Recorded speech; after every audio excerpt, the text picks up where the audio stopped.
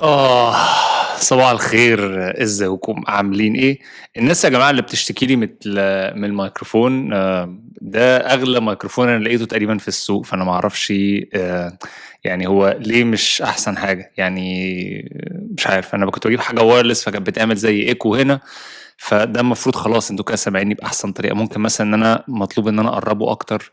انا لسه برضو مش عارف الاقي له احسن مكان، يعني هل مثلا اجيبه كده بس لو انا اتكلمت انتوا تبقوا شايفيني بس الصوت بعيد، بس مثلا لو جبته كده هتبقوا انتوا شايفيني او كل حاجة، بس برضو في الجيمبل او العصاية او الستاند ده موجود. فانا لسه بحاول يعني انا اشوف له حاجة. انا لسه انا حاسس ان انا بقالي كتير بعيد. مبدئيا صباح الفل، ازيكم عاملين ايه؟ رجعنا بعد حوالي 6 اسابيع تقريبا من ساعة يا جماعة ما رجعت من الهند، وأنا يعني مش عارف بقى الواحد خدعين ولا إيه. في حاجات بسيطة كويسة الحمد لله حصلت، وفي حاجات كتيرة مش أحسن حاجة يعني حصلت.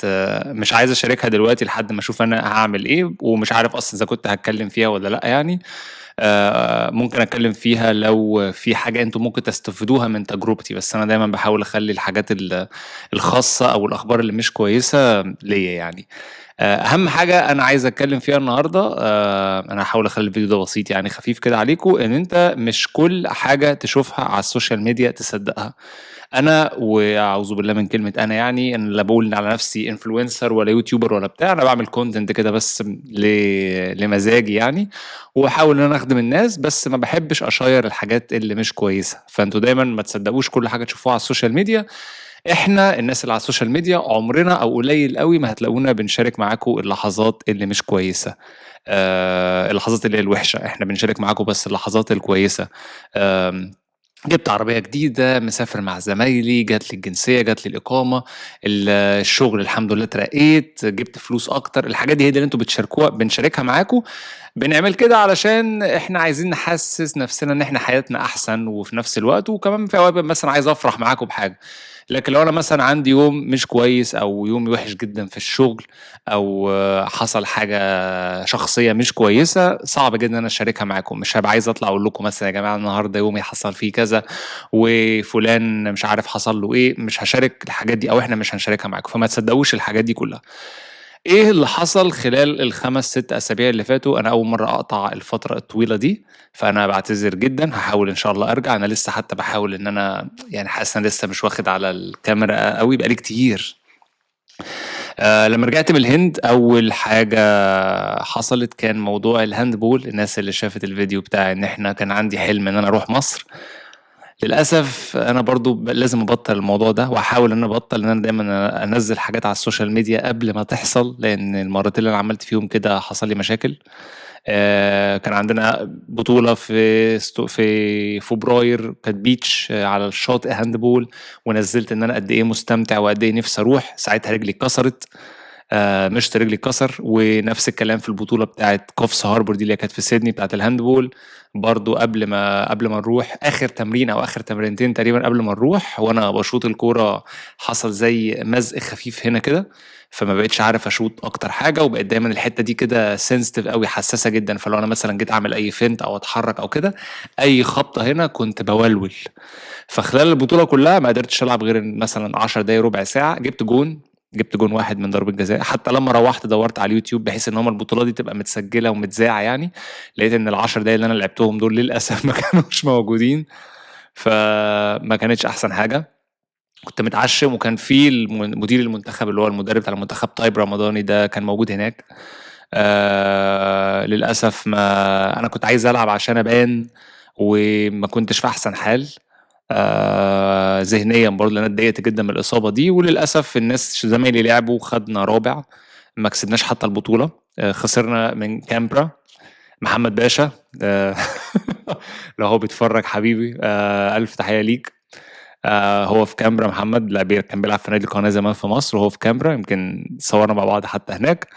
وهم كسبونا في السيمي فاينل، وبعد كده احنا خسرنا من UTS جامعه سيدني، وصعدنا رابع. وحلم ان انا اروح بطولة العالم او اللي هي السوبر جلوب اللي كان في مصر خلاص راح، فكان حلمي عالم يمكن السنة الجاية، بس الفكرة الواحد بيكبر يعني، انا هبقى 36 سنة السنة الجاية.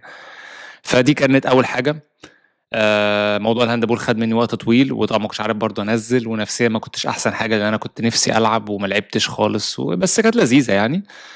والشغل الحمد لله الدنيا بقت احسن في الشغل. انا متثبت اصلا من السنه اللي فاتت.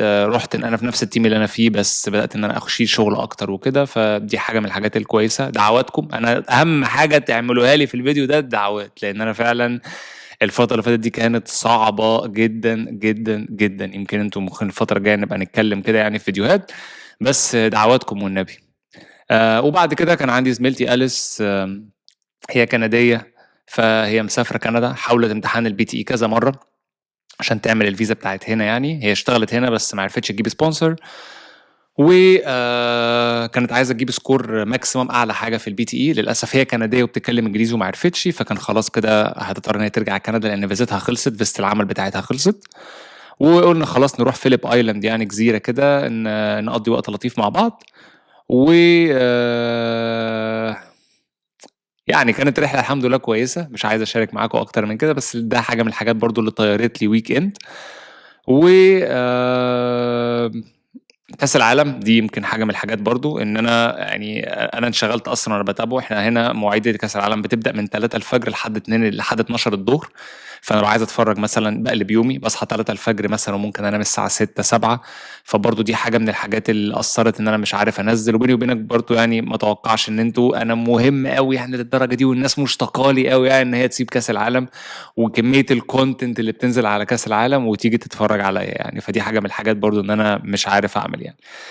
بس ان شاء الله راجعين خلال الفتره الجايه. انا في كام فيديو بحاول ان انا اجهزهم باذن الله ينزلوا خلال الاسابيع اللي جايه. هتبقى فيديوهات ان شاء الله تقيله، مش حاجه كده انا طالع اتكلم فيها زي دلوقتي، هتبقى حاجات ان شاء الله اقوى شويه.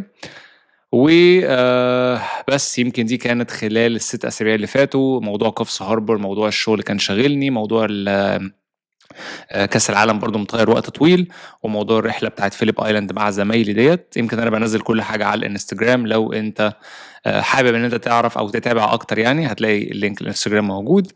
ولو عندك اي سؤال هتلاقي لينك التواصل معايا تحت الفيديو في الديسكريبشن. ان شاء الله هينزل فيديوهات خلال الفتره الجايه، هحاول ان انا ما اقطعش ان شاء الله الفتره ديت، وهتابع معاكم كده كل كام يوم على انستجرام، فممكن تتابعني هناك. دعواتكم دعواتكم دعواتكم. انا ما بشاركش اي حاجه وحشه، عشان كل واحد من الناس عنده اصلا مشاكله، والناس شايفه ان الناس اللي بتهاجر دي عدت المانش. في حاجات هنا يا جماعه انتوا فعلا ما تعرفوهاش. ما تصدقوش كل حاجه بتتقال على السوشيال ميديا. احنا بنظهر لكم او انا بظهر لكم الحاجات الكويسه، ما بظهرش الحاجات الوحشه.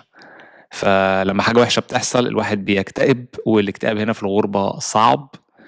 فدعواتكم ان اللي جاي يعدي على خير، والحاجات اللي حصلت قبل كده مش كويسه دي برضو ما تتكررش تاني، والواحد يهونها على الواحد هنا يعني يعدي الايام دي على خير. بس ده كده كان فيديو النهارده. ان شاء الله اشوفكم خلال الاسبوع اللي جاي او اللي بعده، بس هحاول ان شاء الله يبقى الاسبوع اللي جاي. ولو عندك اي سؤال هتلاقي لينكات تواصل معايا تحت في الديسكريبشن. اشوفكم الفيديو الجاي، وسلام.